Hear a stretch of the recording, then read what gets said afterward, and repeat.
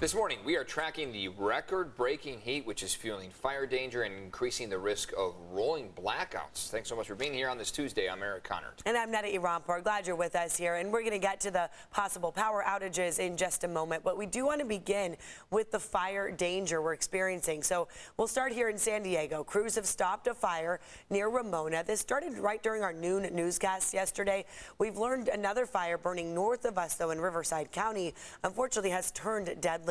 2 people were killed there by the Fairview fire. That's the one in Hemet, California. One other person is in the hospital with serious burns right now. This one started yesterday afternoon, and it quickly took off, burning about 2,000 acres. Look how close it was to that barn. Right now, it's only 5% contained. About 1,500 homes were evacuated, and firefighters rushed to help people who were trapped by those flames. Hundreds of homes are still in harm's way. And here at home, crews are still monitoring hot spots this morning after a fire near Ramona. The Caesar fire burned about 50 acres north of the 78 yesterday. According to CAL FIRE's latest update, the fire now 50% contained. There are no reports of injuries or damage to structures, and evacuation orders have been lifted. Authorities say the fire was sparked when a vehicle's hubcap just got too hot. Meantime, the Border 32 fire near Dolzura is now 100% contained this morning. So that's some good news here. More than 4,400 acres burned since last week. That's the video from last week. 10 structures are destroyed, including 3 homes. All evacuation orders and those road closures are now lifted. The port of entry in Tecate is open. We still don't know what caused that fire. And now to the heat. The state's energy supply expected to be even tighter today as our heat wave intensifies. And we have team coverage. Dana Marie McNichol has more on the possible blackouts, but we begin with Evan for a quick check on our hot forecast here. Evan. Yeah, it looks like heat is sticking around. No big change in the forecast as far as your afternoon highs go. 86 is what we're expecting along the coast, so sticking with those mid 80 and upper 80 degree temperatures. Inland, we're climbing to the upper 90s in many cases, near 100 degrees toward areas like Ramona.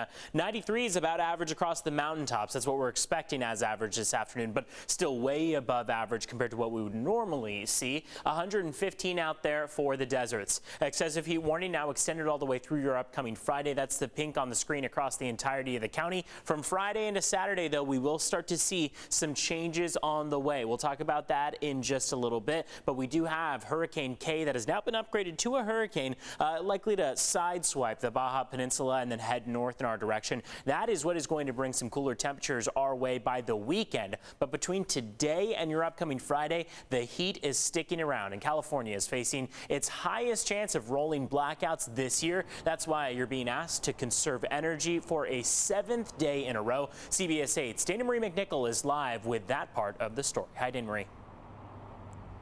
Hi, Evan. As we know, it's hot. People are cranking up their air conditioning, and that takes a lot of energy. That's why the state is looking at record level energy highs. And between the hours of 4 and 9 p.m., SDG&E is asking us to conserve. The 6 or 7 o'clock at night window is really the worst period for the state's grid. And if we're going to see blackouts this year, unfortunately, it's likely to be right around those couple 3 hours because that's right when we lose our solar power and we don't have sufficient resources available right now to make up the difference. Now, this Flex Alert is the lowest level notification issued by CAISO, that's the state independent system operator. But if voluntary conservation fails to cut strain on power grids, the agency could move into a more serious emergency alert that could ultimately lead to rolling blackouts. Now, the Flex Alert is extended through today. That's the 7th day in a row, as Evan mentioned. Now, while CAISO says we are doing a good job when it comes to flexing our power, we still have a lot more to go. Last night, we moved from Tier 1 to Tier 2 of an emergency alert. That unleashes emergency tools and frees up to a few thousand megawatts of additional resources. Now, here's a couple of tips. You've probably heard this before, but pre-cool your home before 4 o'clock, then turn up your thermostat to 78 degrees. Close your blinds and drapes, turn off lights, avoid using major appliances, unplug cords that aren't being used, even something off but plugged in is using some electricity. Of course, your efforts are indeed making a big difference. I know it's hot out there, so keep it up, guys. Conservation between the hours of 4 and 9 p.m. are again really, really important so we do not experience those blackouts. I'm Dana Marie McNichol coming to you live from Kearney Mesa. Dana Marie, thank you. And we want to take you to some breaking news right now, an investigation that's underway into this apartment fire. Now, this is in the East Village. This is on G Street between 13th and 14th Street. You see the firefighters out there, all their hoses. They made quick work of this. We can tell you that, fortunately, the fire is out right now. They are looking into the cause as to what may have started this apartment fire here in the East Village. Yeah, looks like they're wrapping it up now.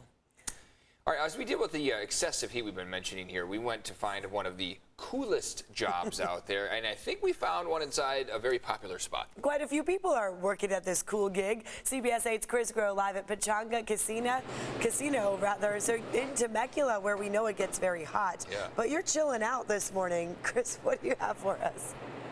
We are chilling out, and we are bringing back in here Chef Lucy, and we have a segment called Cooking with Styles, and I think we need to kind of put a pause on that for right now. Maybe reconsider a Cooking with Lucy and Chris. So, I mean, I'm going to pitch this segment. Maybe we can do morning show only, but no, in all seriousness, Sean's a great chef. Chef Lucy is a great chef as well, too, and she's going to see if I know how to properly cut fruit, which is can be a little bit harder, I think, than some people realize, right? I think so. I mean, it's easy for me. I mean, I've been doing this only 8 years, you know. Yeah. But it's really easy. Okay. So where should we start? Should we start with kiwi? Where should we go? Let's start with melon, the cantaloupe. Okay. Cantaloupe, right? All right, because I honestly almost picked up that one. I know it wasn't the watermelon. All right. So I'm gonna have you take the mic here. And so when I go into this, I'm just cutting down the middle. You just want me kind of prepping this? Cut it however way you think you're gonna cut it to make it look pretty. I don't even think I can cut it to make it look pretty, but let's see, okay? All right. Let the knife do the work, right? Right. All right. All right.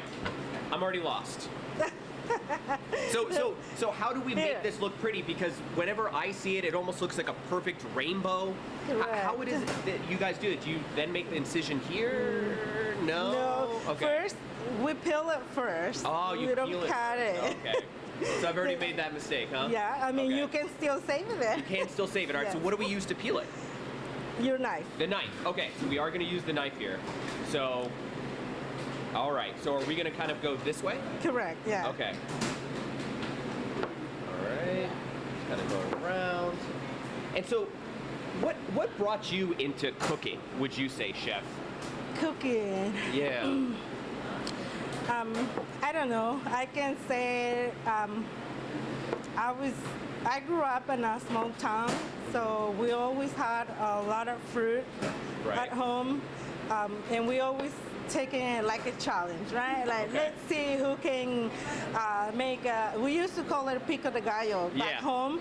Like, we will peel the mangoes and collect all those mini peppers, kind of like the Tabasco peppers, that they're very small.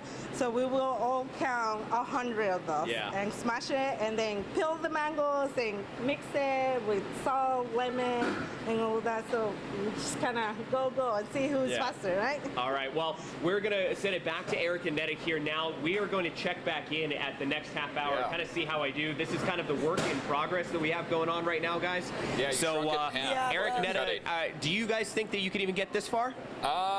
This is why I don't buy melons. I don't know how to cut them. Yeah. Yeah, you got some work to do there. That's for sure.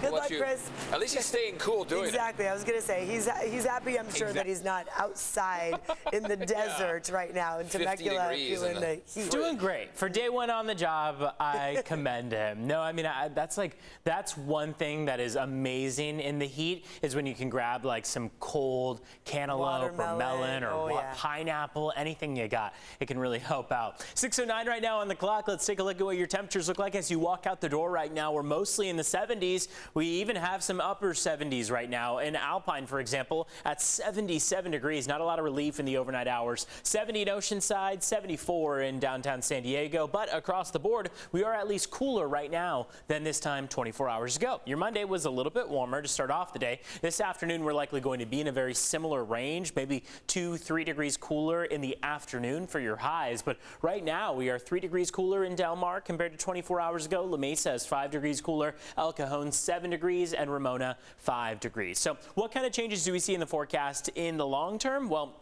between today and your upcoming Friday, there are none as far as your high temperatures go. We are hanging on to heat. That excessive heat warning lasts all the way through your upcoming Friday. But from Thursday into Friday, we'll start to see some of those clouds build. Friday could be a cloudier day on hand, but we're sticking with the heat. So we'll likely feel that humidity climbing as we go into your Friday. But from Friday into Saturday, a big change is expected. Significantly cooler temperatures on the way. Showers and thunderstorms in the forecast going into Saturday. That is going to be the notable difference. And is all associated with Hurricane K. Now upgraded to a Category 1 hurricane. It'll make its arrival on Saturday, at least its closest arrival. It's not expected to actually hit San Diego by any means, but we will instead see the residual activity, the cooler temperatures, all on hand by this upcoming Saturday. It's basically just traveling up across the Baja Peninsula, and then closer to us will bring that cooler weather. So that's the change that we see towards Saturday. Walking out the door right now, here's the view. Beautiful sunrise at 6:27. Still about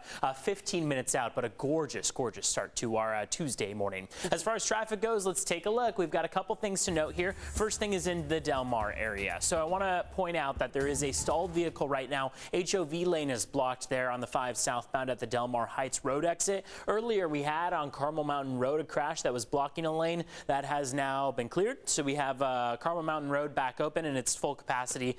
This is at Sorrento Valley Road, where we previously saw those backups. Now back to that open status, and again, that HOV lane still blocked on the 5. We'll keep you updated once we see that cleared. Back to you.